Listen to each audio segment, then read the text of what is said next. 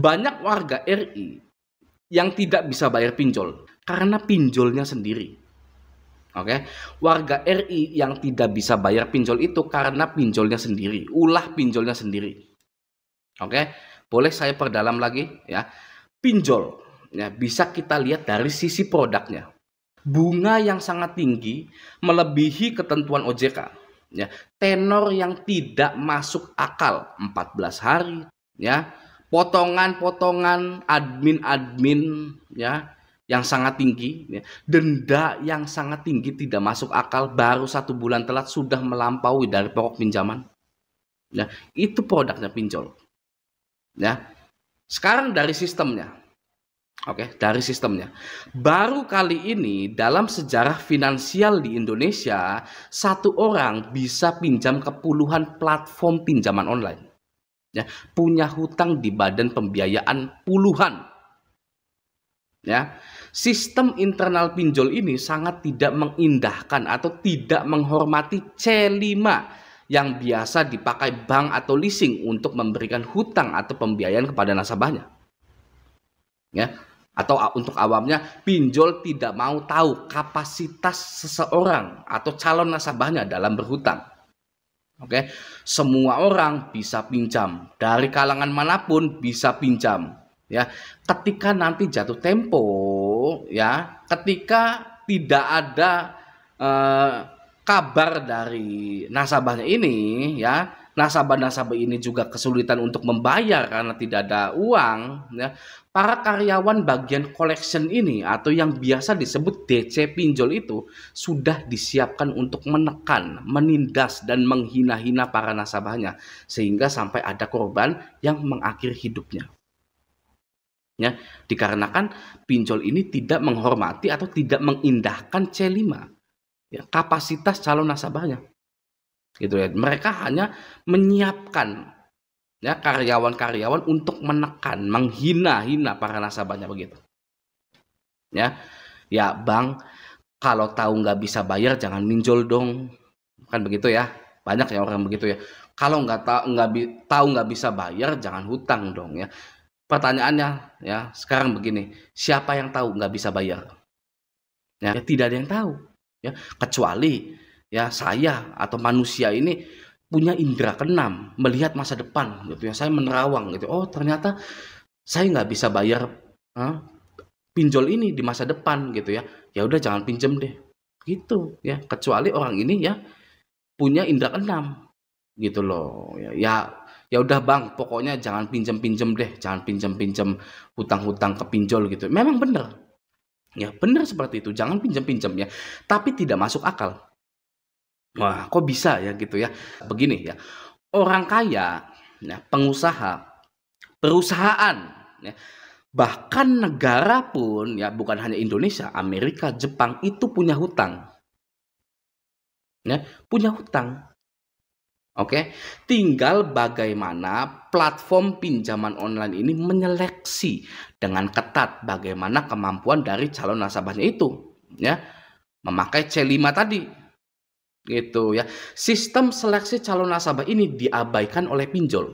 Slik OJK tidak sekalipun dilirik. C5 tidak dipakai. Slik OJK dari calon nasabah tidak dipakai. Apakah Anda pernah tahu ratusan mahasiswa IPB terjerat hutang pinjaman online? Ya, kok bisa seperti itu ya?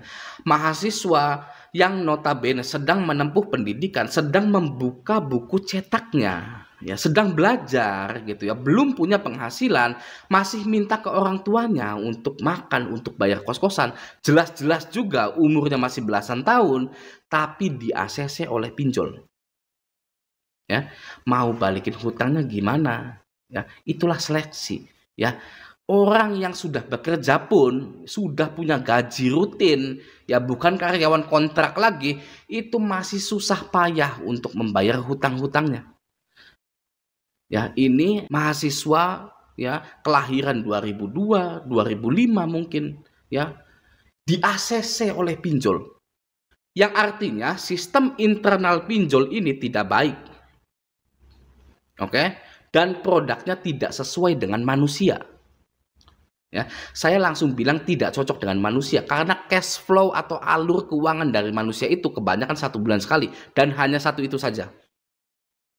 Ya, sedangkan kebutuhan manusia itu sangat banyak sekali. Ya, sedangkan bunga pinjolnya, tenor pinjolnya dan penagihan pinjolnya tidak manusiawi. Maka dari itu produk pinjol ya tidak cocok dengan manusia. Oke. Gerakan gagal bayar nasional itu bukan sengaja diciptakan, ya, bukan juga disuarakan oleh satu orang. Ya, gerakan gagal bayar nasional itu. Kita secara manusia tidak separah itu, ya, bikin gerakan gagal bayar nasional. Kita tidak separah itu, ya. Kita secara makhluk sosial tidak seperti itu. Ya. Gerakan gagal bayar nasional itu tercipta dari buruknya sistem pinjol. Ya, dan juga penagihannya yang tidak manusiawi dari pinjolnya. Pada saat saya galbay 30 aplikasi serentak, saya bisa melewatinya. Gampang, 1 hari udah yang saya gitu ya. Karena mungkin saya ya laki-laki ya, yang mungkin juga ya dasar mental saya itu kuat gitu ya, atau bahasa murahannya, bahasa picisannya itu saya orangnya selengean gitu, terlalu santai gitu. Jadi gampang melewatinya gitu ya. Namun saya berpikir ya, bagaimana jika seseorang itu tidak seperti saya? Ya, gimana? Ya, jatuhlah, ya, terjadilah korban bunuh diri hanya karena hutang pinjol, gitu. Ya, maka dari itu pinjol ini harus digalbaikan. Ya, maka dari itu gerakan gagal bayar nasional ini wajib digaungkan, gitu. Oke, jadi rangkuman dari pembicaraan kita ini ya, warga Indonesia tidak bisa bayar pinjol itu dikarenakan pinjolnya sendiri ya, jangan salahkan warga Indonesia gitu. Oke. You know I can't smile without you. Nah, bagi nasabah gagal bayar banyak sekali tips-tips yang sudah saya bagikan di channel ini ya. Mungkin akan saya rangkum di sini agar Anda tidak bingung video mana yang harus ditonton. Oke ya. Yang pertama, jika Anda memutuskan untuk gagal bayar, ya, yang pertama siapkan mental Anda. Ya, kalau Anda orangnya seperti saya, nggak usah perlu repot-repot menyiapkan mental. Ya sudah saja, itu nothing tulus, gitu loh. Ya, saya menerima resikonya, gitu kan. Tapi kalau Anda, ya, orangnya itu tidak sesantai saya gitu ya, Anda perlu menyiapkan mental yang pertama ya. Dan juga teror penagihan dari DC pinjol itu pasti ada ya, mulai dari nomor Anda kena teror, nomor kontak darurat Anda, bahkan nomor-nomor lain yang ada di HP Anda itu bisa kena teror penagihan. Nah, sekarang jika Anda mau berhenti untuk takut ya, maka Anda perlu mengganti nomor telepon Anda. Oke, ganti nomor WhatsApp Anda, ganti nama sosmed Anda dan email Anda juga agar Anda tidak terkena teror penagihan. Gitu, oke ya. Nah, namun jika Anda suka dengan rasa takut itu, ya saya juga bingung dengan orang-orang yang seperti ini ya. Jika Anda suka dengan rasa takut itu, atau Anda ini orangnya suka drama dalam hidup Anda gitu ya, saya angkat tangan. Ya, ini penagihan, saya udah bilang nggak ada, ini gimana ya solusinya? Itu saya angkat tangan untuk orang yang seperti itu. Karena sudah diberitahu ya agar ganti nomor HP, jangan dibalas ya teror-teror itu ya, tapi masih saja ya minta solusi, gimana dong ini? Gimana ini nanggepinnya gitu kan? Itu tidak bisa ditolong dan saya angkat tangan. Ya, saya sebagai raja galbay ya angkat tangan. Oke. Yang kedua, kondar atau orang bahkan kantor Anda atau HRD Anda menanyakan tentang hutang Anda. Ya, jika Anda galbay ya. Yang kedua, kondar ya, orang lain bahkan kantor atau HRD Anda menanyakan tentang hutang Anda karena mereka dapat teror penagihan juga. Ya. Gimana? Seperti itu solusinya. Bilang ke semuanya kalau data Anda disalahgunakan. Oke, zaman digital ini banyak penyalahgunaan data. Ya, gitu. Atau Anda mau jujur gitu ya. Ya, saya terjerat pinjol gitu bla bla bla gitu ya. Silakan. Nggak apa-apa ya. Namun jika jujur, Anda juga wajib bilang ke kondar Anda atau HRD Anda itu kalau ada yang nelpon lagi, bilang tidak kenal. ya dengan yang bersangkutan. Saya tidak tahu orang ini, ya, tidak pernah bekerja di sini, gitu. Untuk menghindari ya Anda itu dibenci oleh kondar Anda, dibenci oleh HRD Anda karena selalu ada teror penagihan hutang. Ya, itu yang kedua. Yang ketiga, adanya kunjungan petugas lapangan dari perusahaan pinjol untuk menagih. Ya, tipsnya jangan ditemui. Oke, hindari sebisa mungkin. Atau kalau takdir menentukan Anda untuk bertemu, ya, Anda ketemu dengan DC pinjol itu, Anda tidak diwajibkan bayar ke DC lapangan itu saat itu juga. Ya, Anda tidak perlu punya uang, menyediakan uang, punya uang di saldo ATM Anda untuk bayar ke virtual account, gitu ya. Tidak perlu. Oke. Selalu bilang tidak ada uang. Mohon maaf, Mas.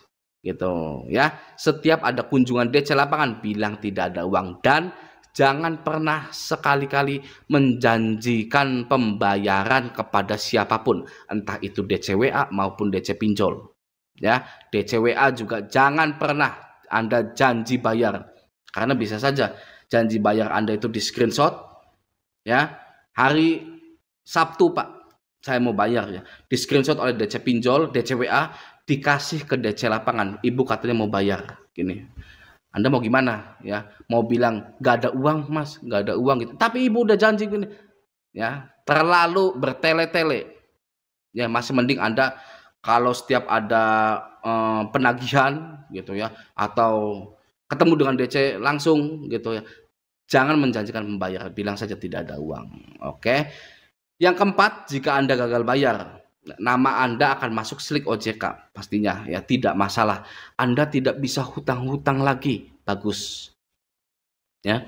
Oke, itu sangat bagus sekali. Oke. Yang kelima, bekerjalah yang giat untuk mengangkat derajat Anda dan keluarga Anda. Oke, Anda sudah galbay, mungkin diketahui oleh orang tua Anda, ya, diketahui oleh pasangan Anda, teman-teman Anda, mungkin saudara-saudara Anda, ya. Sekarang saatnya bekerja dengan giat, usaha dengan giat untuk mengangkat derajat Anda. Oke, ya. Gagal bayar pinjol bukanlah akhir dari segalanya, bukanlah sebuah bencana. Ya, lihat saya ini, ya, sangat mantap sekali, ya, ngevlog tentang pinjol ini sangat mantap sekali, gitu ya, memberikan sedikit-sedikit nasihat kepada Anda, gitu. Ini ya cerminan dari orang yang menganggap bahwa pinjol itu biasa saja, gitu loh, ya, tidak ada resikonya kalau untuk saya, gitu ya. Kalau untuk Anda, ya, Anda boleh, ya, terapkan apa yang sudah saya bicarakan tadi. Oke, semoga video ini bermanfaat. Sampai jumpa di video selanjutnya.